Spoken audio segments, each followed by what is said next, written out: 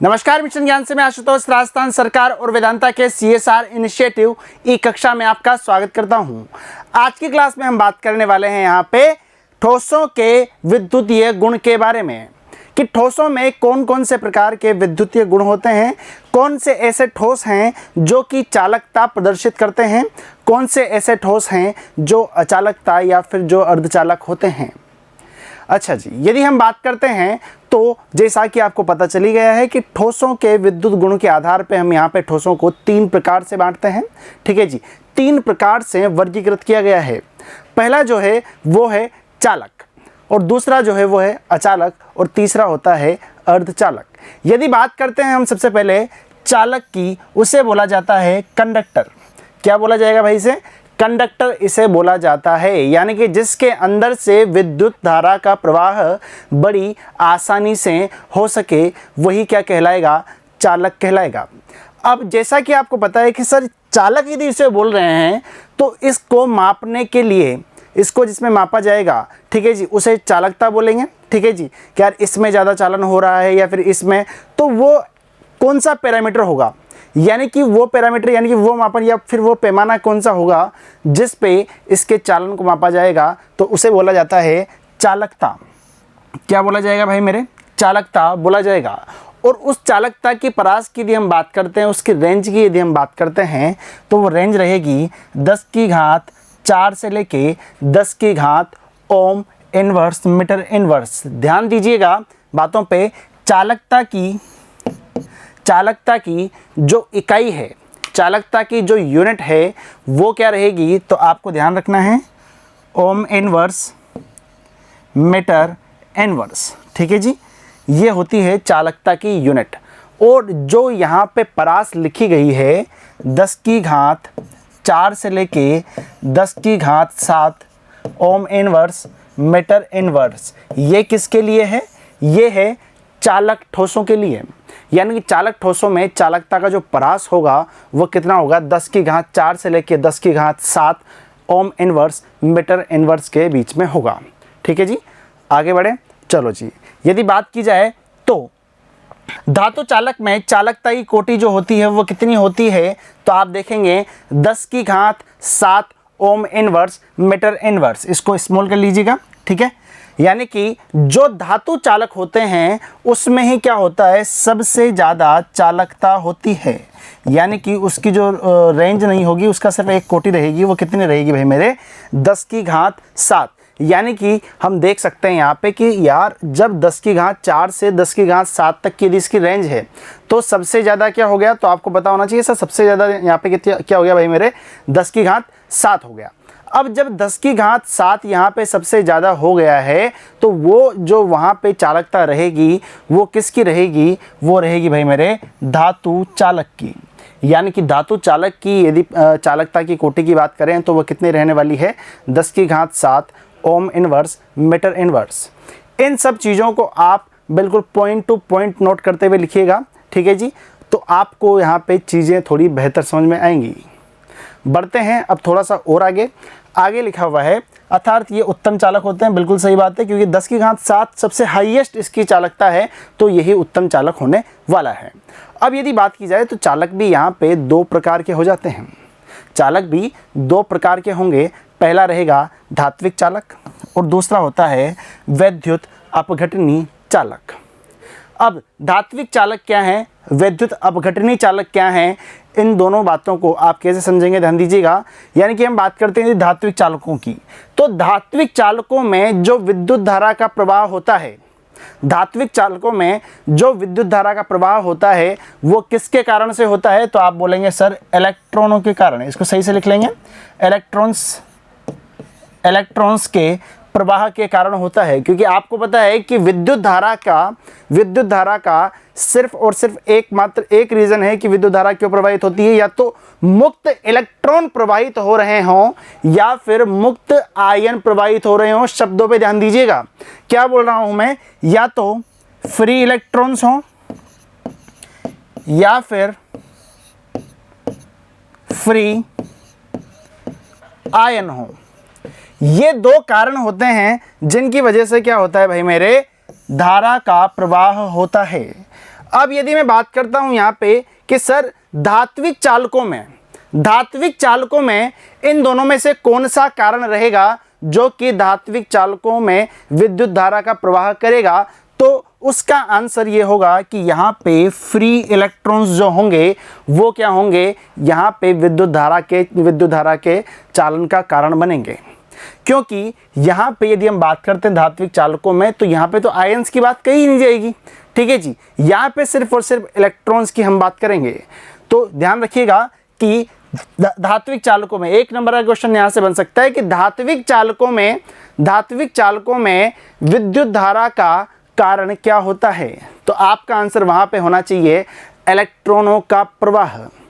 हो सकता है कभी कोई आप वनडे एग्जामिनेशन दे रहे हो, वहाँ पे आपके सामने 4 ऑप्शन आ जाए और 4 ऑप्शन में 2 ऑप्शन शायद ये वाले हों, पहला फ्री इलेक्ट्रॉन्स, दूसरा फ्री आयन और तीसरा चौथा कुछ भी हो सकता है। तो आप गलती मत कीजिएगा, आप ये वाला आंसर लगाएंगे तो ये शायद गलत हो जाएगा। आपका आंसर यहाँ पे क्या रहेगा, यदि धात्विक चालकों की बात की जाती है तो फ्री इलेक्ट्रॉन्स यहाँ पे आपके सवाल का आंसर रहेगा, ठीक है जी। बढ़े आगे, चलो भाई। अब यदि बात की जाए तो विद्युत प्रवाह से इन चालकों में कोई रासायनिक क्रिया नहीं होती है। बिल्कुल सही बात है, क्योंकि यहाँ पे तो रसायन का तो नामो निशान ही नहीं है, तो फिर रासायनिक क्रिया का हम क्या करेंगे, ठीक है। अब बात अगली बढ़ते हैं। 2 चीज़ें बताई मैंने, कौन कौन सी। पहला तो देखा हमने धात्विक चालक। अब दूसरी चीज़ जो है वो क्या है भाई मेरे, विद्युत अपघटनी चालक। क्या बोला जाता है, विद्युत अपघटनी चालक भी इसे बोल सकते हैं। अच्छा, विद्युत अपघटनी चालक की यदि हम बात करते हैं तो आप छोटा सा एग्जांपल लीजिए। नमक, जिसे बोला जाता है क्या, NaCl। नमक यानी कि NaCl। अच्छा, NaCl की यदि बात होती है, यदि मैं NaCl की बात करता हूं, ठोस NaCl की, तो एक डिब्बे में नमक भर दो। क्या बोला मैंने, एक डिब्बे में नमक भर दो और उसमें क्या करो कि जो विद्युत धारा वाले जो तार होते हैं ना, करंट वाले जो तार होते हैं वो उसमें लगा दो। फिर नमक को आप हाथ लगाओ, तो क्या वहाँ पे आपको फील होगा क्या कि इसमें हमने यहाँ पे करंट दौड़ा रखा है? शायद नहीं होगा। करके देख लीजिए। क्यों नहीं होगा? क्योंकि जो NaCl है अभी किस अवस्था में है, ठोस अवस्था में है। उस कारण से वहाँ पे क्या होता है भाई मेरे, उस कारण से वहाँ पे विद्युत धारा का प्रवाह नहीं होता है। अब क्यों नहीं होता है मैंने कह दिया, आपने मान लिया ऐसा नहीं चलेगा। क्यों? इधर देखो, 2 कारण बताए थे, फ्री इलेक्ट्रॉन्स या फिर फ्री आयंस। धात्विक चालकों की बात करें तो फ्री इलेक्ट्रॉन्स वहाँ पे काम करेंगे, लेकिन यदि मैं बात करता हूँ यहाँ पे किसके लिए, आयनिक ठोस किस अवस्था में, द्रव अवस्था में या फिर जलीय विलीन या फिर बोला जा सकता है गलित अवस्था में, तो वहाँ पे क्या होगा, वहाँ पे फ्री आयंस होने चाहिए। यदि बात कही जाए तो अभी मैंने आपको थोड़ी देर पहले बताया कि इसका फॉर्मूला क्या होगा, तो आप बोलेंगे सर NaCl, ठीक है जी। क्या होगा, NaCl। अब जब तक ये ठोस है तब तक तो बात सही है, लेकिन जैसे ही मैं इसको पानी में मिलाता हूँ तो ये क्या होगा, यहाँ पे Na+ और Cl- में ये क्या हो जाता है, टूट जाता है। यानी कि अब ये 2 आयनों में टूट गया, और जब 2 आयनों में टूट गया तो ये आयंस क्या हो गए, यहाँ पे फ्री आयंस हो गए। यानी कि जो दोनों आयन यहाँ पर हैं Na+ और Cl-, ये क्या हो गए, फ्री आयन हो गए। और फ्री आयन, तो आपको एक बात समझ में आनी चाहिए बिल्कुल कि सर आप यहाँ पे चल के देखेंगे तो यहाँ पे एक रीज़न और दिया गया है विद्युत धारा का, तो वो क्या है भाई मेरे, फ्री आयंस। और फ्री आयन सीधी हैं तो शायद यहाँ पे विद्युत धारा का प्रवाह हो जाएगा। कब? जब मैं NaCl को पानी में घोल देता हूँ, जलीय विलयन बना लेता हूँ, जिससे क्या होगा, NaCl क्या होगा, Na+ और Cl- में वो विभाजित हो जाएगा, विभक्त हो जाएगा, टूट जाएगा। पक्की बात है? बढ़े आगे, चलो जी। तो यहाँ पे लिखा हुआ है आयनिक ठोस द्रव अवस्था में तथा जलीय विलयन में विद्युत अपघटनी चालकों में विद्युत धारा का प्रवाह आयनों के माध्यम से होता है। आयनिक ठोस द्रव अवस्था में तथा जलीय विलयन में विद्युत अपघटनी चालक होते हैं, ठीक है जी। विद्युत प्रवाह के दौरान इनमें रासायनिक परिवर्तन होता है, क्यों? क्योंकि जब NaCl टूटा है तो वह किस में टूटा है, Na+ और Cl- में, तो ये क्या है, यहाँ पे रासायनिक परिवर्तन ही है। चलो जी, बढ़े आगे। यदि हम देखते हैं तो अब देखते हैं कि जो धात्विक चालक है और जो विद्युत अपघटनीय चालक है उन पर टेम्परेचर का या फिर तापमान का क्या प्रभाव पड़ता है। तो ये देखते हैं, यदि मैं बात करता हूं धात्विक चालक की, तो मान लीजिए मैं टेम्परेचर को इंक्रीज कर रहा हूं। क्या किया मैंने, टेम्परेचर को इंक्रीज किया। तो दो बातें हैं हमारे पास में, ध्यान दीजिएगा। पहला तो कौन सा है, धात्विक चालक, और दूसरा क्या है, विद्युत अपघटनीय चालक। पहला क्या है मेरे पास में, धात्विक चालक, और दूसरा क्या है, विद्युत अपघटनीय चालक। यदि बात करते हैं टेम्परेचर बढ़ाने की, यानी कि जैसे ही मैंने यहाँ पे टेम्परेचर बढ़ाया तब वहाँ पे जब मैं बात करता हूँ किसकी, पहले धात्विक चालक की, यदि मैं धात्विक चालक का टेम्परेचर बढ़ा देता हूँ तो वहाँ पे जो चालकता होती है, यानी कि जो चालकता रहेगी उस पर क्या इफेक्ट पड़ेगा, चालकता भाई मेरे यहाँ पे कम हो जाएगी। ध्यान दीजिएगा कि धात्विक चालकों की बात को लिख लीजिएगा, धात्विक चालकों की चालकता ताप बढ़ाने से घटने लग जाती है, यानी कि घटती रहती है। लेकिन यदि मैं बात करता हूं इसी के विपरीत किसके बारे में, विद्युत अपघटनीय चालक में, तो यहाँ पे क्या हो जाता है भाई मेरे, चालकों की चालकता बढ़ने लग जाती है, यानी कि विद्युत अपघटनीय चालकों की चालकता बढ़ने लग जाती है। कब, जब बात कर रहे हैं हम किसकी, टेम्परेचर को इंक्रीज करने की, जब हम बात यहाँ पे कर रहे हैं, यानी कि तापमान बढ़ाने पे धात्विक चालकों की जो चालकता रहती है वो तो कम हो जाती है, लेकिन विद्युत अपघटनीय चालकों की चालकता यहाँ पे बढ़ जाती है। पक्की बात है। तो चालक तो आपको काफ़ी अच्छे से समझ में आ ही गया होगा। अब दूसरा जो ठोस है यहाँ पे विद्युत, यदि विद्युतीय गुण के आधार पे देखें तो जो दूसरा ठोस है वो क्या है यहाँ पे, अचालक, या फिर जिसे बोला जाता है कुचालक, या फिर इसे बोला जाएगा विद्युत रोधी। तो ये बात करते हैं किस पे, विद्युत रोधी यानी कुचालक पे।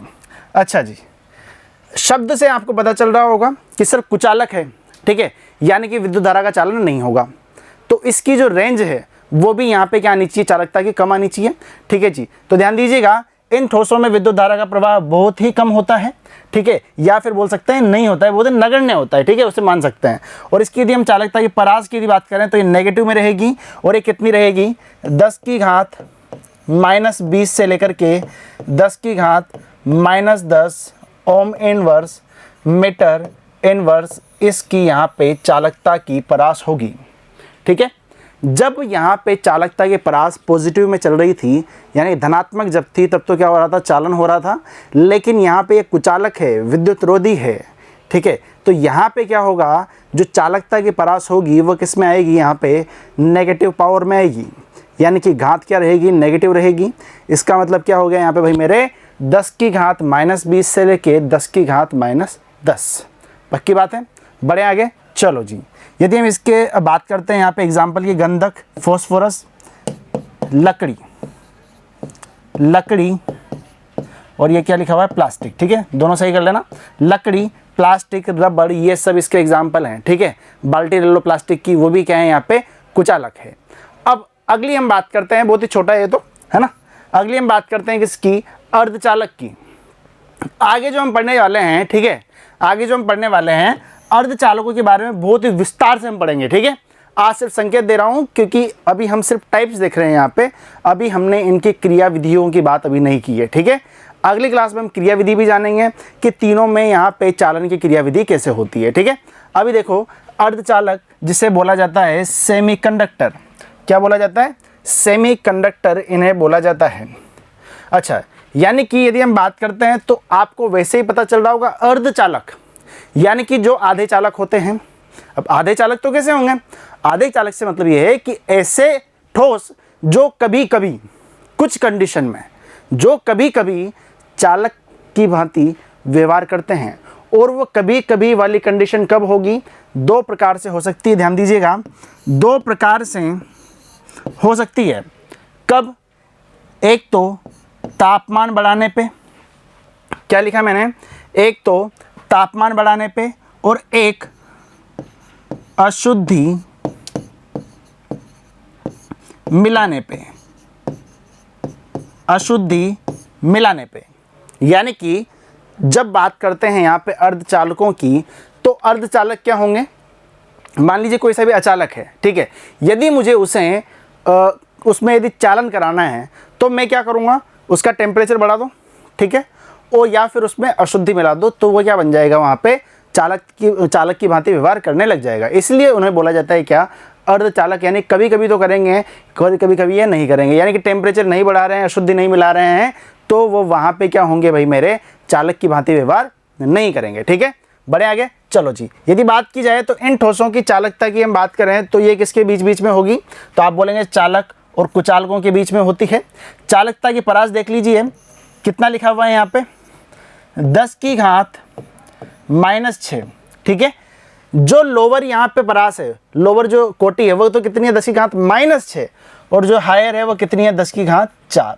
तो इससे पता लग जाना चाहिए कि ये क्या है, अर्धचालक है, क्योंकि यहाँ पे माइनस से लेकर के प्लस तक इसकी यहाँ पे परास जा रही है। जब हमने कुचालक की बात की थी तो किस में जा रही थी, माइनस में, और जब चालक की बात की थी तो वो किस में चल रही थी भाई मेरे, वहाँ पे पूरी की पूरी पॉजिटिव पावर चल रही थी, यानी कि धनात्मक वहाँ पे घातें चल रही थी। यदि बात की जाए तो परम शून्य ताप की बात कर रहे हैं, 0 केल्विन। किसकी बात कर रहा हूँ, 0 केल्विन। ध्यान दीजिएगा, 0 केल्विन को ही बोला जाता है परम शून्य ताप। परम शून्य ताप की यदि हम बात करते हैं तो परम शून्य ताप पर जो इनकी चालकता होती है वो कितनी हो जाती है, 0 हो जाती है, शून्य हो जाती है, परंतु ताप बढ़ाने पर यह बढ़ जाती है। यानी कि क्वेश्चन 1 नंबर का यहाँ से बन सकता है, क्या बन सकता है, अर्धचालकों की चालकता किस तापमान पे, ध्यान दीजिएगा, अर्धचालकों की चालकता किस तापमान पर 0 हो जाती है, शून्य हो जाती है। तो आपका आंसर क्या रहेगा, परम शून्य ताप या फिर 0 केल्विन पर जो अर्धचालक होते हैं उनकी चालकता शून्य हो जाती है, लेकिन यदि हम टेम्परेचर बढ़ाते हैं तो वह क्या हो जाती है, चालकता बढ़ जाती है। तो जो आज हमने पढ़ा है ये सिर्फ और सिर्फ यहाँ मैंने आपको टाइप बताए हैं कि ठोसों को किस प्रकार से विद्युतीय गुणों के आधार पे हम यहाँ पे 3 भागों में विभाजित कर सकते हैं।